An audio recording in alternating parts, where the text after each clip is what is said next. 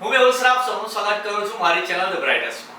તો આજના વિડિયોની આપણે ડિપ્લોમા સેમેસ્ટર 4 ના GTU એક્ઝામ માટેના જે ટોપ 25 મોસ્ટ આઈએમપી ની સિરીઝ સ્ટાર્ટ કરી છે એમાં કોમ્પ્યુટર એન્જિનિયરિંગના subject advance object oriented programming એમાં કયા 25 ક્વેશ્ચન આપણે કરવાના છે કે જેથી પાસ થઈ જવાય ને સાથે સાથે સારા SPI પણ લવાય એની ચર્ચા કરીશું. અને मतलब તમે પહેલા સેમ થી અત્યાર સુધી વિડિયો દેખતા આયા છો અને તમારું રિઝલ્ટ સારું પણ આવ્યું હશે, પણ કોઈ વ્યુઅર જો નવો હોય આ ચેનલ પર કે જે પહેલી વાર આ વિડિયો દેખતો હોય તો એને કોન્ફિડન્સ આપવા માટે એવું કહું છું કે જો તમે આટલા ક્વેશ્ચન તૈયાર કરીને જાઓ તો છતાં તમે જો પાસ ના થાઓ તો જે ચેનલ પર તમે પહેલી વાર વિડિયો દેખો છો એ જ ચેનલને આપણે તાત્કાલિક બંધ કરી દઈશું. ઓકે, પણ એ નોબત નહીં આવે કે ઘણા બધા સ્ટુડન્ટ આપણી સાથે પહેલેથી છે એમના રિઝલ્ટ ઘણા બધા સારા પણ આવ્યા છે, પણ આવું બધું લખવું પડે યાર, થંબનેલમાં લોકો જોઈને આવે. ઓકે, પણ લખ્યું છે બરાબર જ લખ્યું છે. આ 25 ક્વેશ્ચન આપણે એવા જ કર્યા છે આ વખતે કે જેની અંદરથી તમે માન લો કે તમારું પૂરેપૂરું પેપર એમાંથી જ આવશે 70 માર્ક્સ. મે બી એવું થાય કે 10-15 માર્ક્સનું ના આવે, એટલે હું દર વખતે કહું છું કે ટોપ 25 તૈયાર કરો, પાક્કા કરો તો 50 ની ઉપર માર્ક્સ તો તમારા આવી જશે. ઓકે, તો સ્ટાર્ટ કરીએ. ચલો કયા કયા ક્વેશ્ચન કરવાના છે. તો સૌથી પહેલો છે ફીચર ઓફ જાવા. ઓકે, 3 કે 4 માર્ક્સમાં પૂછાય. એના પછી define byte code and explain JVM in Java. Okay, ચલો આ તો 100% પૂછાય 4 માર્ક્સ ની અંદર. Different types of operator in Java 7 માર્કમાં પૂછાઈ શકે કે જેમાં તમારે બધા ઓપરેટરની લિસ્ટ બનાવવાની, સાથે સાથે કોઈ બી બે ઓપરેટર હવે લોકો નામ લખીને આપે તો એક બે સમજાવવા પડે, નામ લખ્યા હોય એની ટુ લખ્યું હોય તો તમે કોઈ બી ઓપરેટરને ડિટેલમાં સમજાવી શકો છો. એના પછી ફોર્થ ક્વેશ્ચન છે difference between procedure oriented programming and object oriented programming, એટલે કે POP અને OOP વચ્ચેનો ડિફરન્સ. કોઈકવાર આવું બી લખીને આવે ભાઈ ડિફરન્સ બિટવીન POP અને OOP, એટલે સમજી લેવાનું કે આ જ વસ્તુ. ઓકે, ચાલો ફિફ્થ ક્વેશ્ચન છે કન્સ્ટ્રક્શન ઓવરલોડિંગ વિથ એક્ઝામ્પલ. હવે ફોર્થ સેમ માં આઈડિયા લેલું તો આઈડિયા છે કે વિથ એક્ઝામ્પલ લખ્યું એટલે ત્યાં આપણે નાનકડો પ્રોગ્રામ સમજાવવાનો હોય કે જે જગ્યાએ કન્સ્ટ્રક્ટર ઓવરલોડિંગ ની વાત થતી હોય. ઓકે, ચાલો સૌથી પહેલા 5 ક્વેશ્ચન આ હતા. ભાઈ છઠ્ઠા નંબરનો ક્વેશ્ચન જોઈએ. Define keyword public static void. Okay, 3 માર્કનો ક્વેશ્ચન કે જે એવરી ટાઈમ GTU ની પેપરમાં પૂછાતો હોય છે.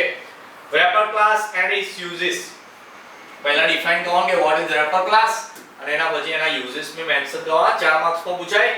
8 નંબરનો ક્વેશ્ચન છે types of inheritance in Java. તો જાવા ની અંદર ઇનહેરિટન્સ કયા કયા આવે, જેમ કે એના પછી બે લખેલા છે. એક તો સિંગલ ઇનહેરિટન્સ છે, પછી મલ્ટીપલ ને મલ્ટી લેવલ. તો આ બધા ક્વેશ્ચન, આ 3 ક્વેશ્ચનને આપણે 7 માર્કમાં કન્સિડર કરી શકીએ છીએ કે ભાઈ પહેલા લિસ્ટ બનાવવાનું હોય ઇનહેરિટન્સમાં અને એના પછી કોઈ એક એડ કરીને પૂછે કેવું કે list out the types of inheritance and explain single inheritance with example.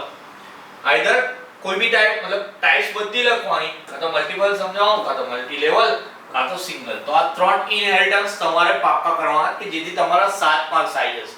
Okay, ચલો 11મા નંબરનો ક્વેશ્ચન જોઈએ જે try and catch in Java with example. આ બી 3 કે 4 માર્ક્સમાં 100% પૂછાય એવો ક્વેશ્ચન છે તમારો. Package in Java and its advantages. તો પહેલા ડિફાઇન કરવાનું કે પેકેજ શું છે જાવા ની અંદર અને પછી એના એડવાન્ટેજીસ એટલે કે ફાયદાઓ લખવાના છે. 13 નંબરમાં છે throws and final statements in Java exception handling. તો જાવા એક્સેપ્શન હેન્ડલિંગ ની અંદર થ્રોઝ એન્ડ ફાઇનલી એ સ્ટેટમેન્ટને ડિફાઇન કરવાના છે આપણે. 14 નંબરમાં છે basic concepts of exception handling and list of errors. તો એક્સેપ્શન હેન્ડલિંગ ના પહેલા કોન્સેપ્ટ્સ લખવાના છે અને એમાં કઈ કઈ ટાઇપ્સ ની એરર આવે એની લિસ્ટ બનાવવાની. 7 માર્ક્સમાં પૂછાઈ શકે.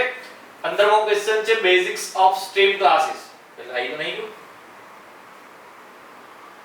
ઓકે, ચલો બેઝિક્સ ઓફ સ્ટ્રીમ ક્લાસીસ. ચલો 15 ક્વેશ્ચન થયા. ભાઈ નેક્સ્ટ છે 16th નંબરમાં છે use of abstract class with example use of scanner class. Okay, ચલો એટલે બંને ક્વેશ્ચન સેમ છે પણ બે ક્લાસ અલગ અલગ છે, એબ્સ્ટ્રેક્ટ અને સ્કેનર. ઓકે, 18 માં છે define thread and life cycle of thread. આ ક્વેશ્ચન 100% પૂછાશે 4 માર્ક્સમાં. 19 માં છે techniques of creating thread in Java. 4 માર્ક્સમાં પૂછાય આ પણ ક્વેશ્ચન. 20 માં છે explain array list collection class. Okay, જે રીતે એબ્સ્ટ્રેક્ટ ક્લાસ સ્કેનર ક્લાસ હતો એવી રીતે એરે લિસ્ટ કલેક્શન ક્લાસને એક્સપ્લેન કરવાનું છે. મને આવડતો આન્સર કેવો આવશે એવું તમને આઈડિયા હશે. મારું કામ છે તમને IMP આપવાનું, એને તૈયાર મતલબ એનું મટીરીયલ નથી અત્યારે આપણી પાસે. કોઈ પાસે જો મટીરીયલ તૈયાર હોય એ હેલ્પ કરવા માંગતો હોય તો 25 ક્વેશ્ચનના આન્સરની PDF બનાવીને મને મોકલી આપે આપણે ગ્રુપમાં મોકલી આપીશું. કે જેની પાસે મટીરીયલ ના હોય અથવા તો કોઈ માણસ કે જેને હવે થઈ જશે એવું હોય અને આગળ જઈને ફેલ થાય, એના કરતા જો તમારા મટીરીયલથી કોઈને હેલ્પ થઈ જાય તો મટીરીયલ બનાવી લેવાનું. આમ તો મને મોકલવા માટે નહીં કહેતો, તમારા પર્સનલ વાંચવા માટે બી તમારે આ 25 ક્વેશ્ચનના આન્સર એક જગ્યાએ લખી નાખવાના, એને જ વારંવાર વાંચવાના, જેવી રીતે એક્ઝામમાં લખવાના છે એવી રીતે જ નોટ્સમાં લખવાના, એવી રીતે જ તૈયાર કરવાનું, તો જ એક્ઝામમાં લખાશે. ઓકે, ચલો આ 20 ક્વેશ્ચન છે, એની સાથે સાથે 5 પ્રોગ્રામ બી આપું છું, એકદમ મોસ્ટ આઈએમપી.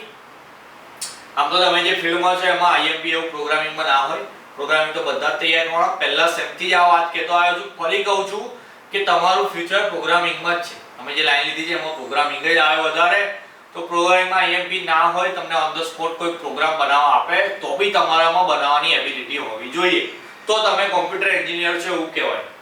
ઓકે, તો બી હવે એક્ઝામમાં પાસ થવા થોડી હેલ્પ કરી આપું છું.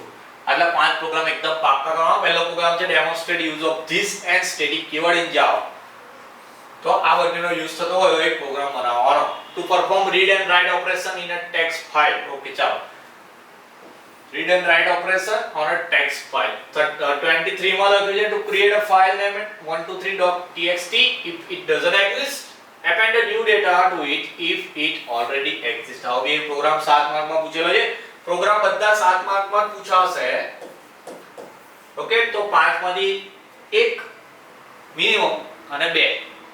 આમ તો મને 2 જ લાગે છે, તો આ પાર્ટમાંથી 2 પ્રોગ્રામ તો તમારા પૂછાઈ જશે, તો 14 માર્ક્સ તો તમારા પ્રોગ્રામમાંથી થઈ જશે.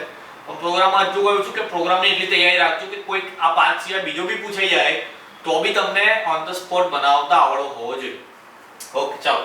એના પછી to demonstrate use of string class methods. એમાં અલગ અલગ બધા ક્લાસીસ આવેલા, કન્ટેન્ટ, ફોર્મેટ, લેન્થ, સ્ટ્રિંગ, ચેડેટ, તો એનો યુઝ થવો જોઈએ એવો એક પ્રોગ્રામ બનાવવાનો. 25 માં છે program that executes two threads, one will print even numbers and another thread will print odd numbers from 1 to 200. make use of this keyword.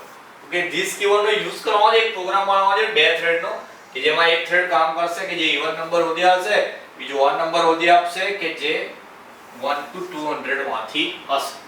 Okay, તો આટલા 25 મોસ્ટ આઈએમપી ક્વેશ્ચન છે કે જે તમે તૈયાર કરીને જીટીયુ એક્ઝામમાં જાઓ તો 50 ની ઉપર આપડા સારા એવા માર્ક્સ આવી જશે. ઓકે, અને એની મદદથી તમે એક્ઝામમાં સારા એવા એસપીઆઈ પણ લાવી શકો છો. પ્રોગ્રામમાં મેં કીધું એમ કે આ 5 તો કરી લેવાના. એની સાથે સાથે બીજા પ્રોગ્રામ જો તમારા કોલેજના ફેકલ્ટી અથવા તમને જીટીયુ ના પહેલા પેપરમાં જોવા મળે તો એ પ્રોગ્રામ પણ પાક્કા કરી લેવાના. થિયરી મેં જે કીધી છે 20 જ કરવાની છે, તો પાસ થઈ જવાશે. બાકી બધી બાય બાય ટાટા, ચેનલ આપણે બંધ કરી દઈશ. ઓકે, ચલો હવે બીજા કોઈ સબ્જેક્ટના, મતલબ આમ તો બધા સબ્જેક્ટના એમપી આપીશ, પણ જે સબ્જેક્ટ તમને અઘરો લાગતો હોય આ વિડિયો જોયા પછી કોમેન્ટ સેક્શનમાં એ સબ્જેક્ટ લખજો, તો એનો વિડિયો જલ્દી લાવીશું. બાકી હું તો મારી રીતે બધી જ બ્રાન્ચના બધા સબ્જેક્ટના વિડિયો અપલોડ કરવાનો છું, તો મારી રીતે મારા શેડ્યુલમાં જે રીતે વિડિયો આવશે એ રીતે અપલોડ કરતો રહીશ. થોડું પેશન્સ રાખવાનું. બધાને જ આઈએમપી મળશે, પણ થોડો ટાઈમ મળશે એ રીતે હું અપલોડ કરતો રહીશ. ઓકે, તો મળીએ નેક્સ્ટ વિડિયોમાં. ત્યાં સુધી તમારું ધ્યાન રાખશો, બરાબર તૈયારી કરતા રહેજો. જય હિન્દ, જય ભારત.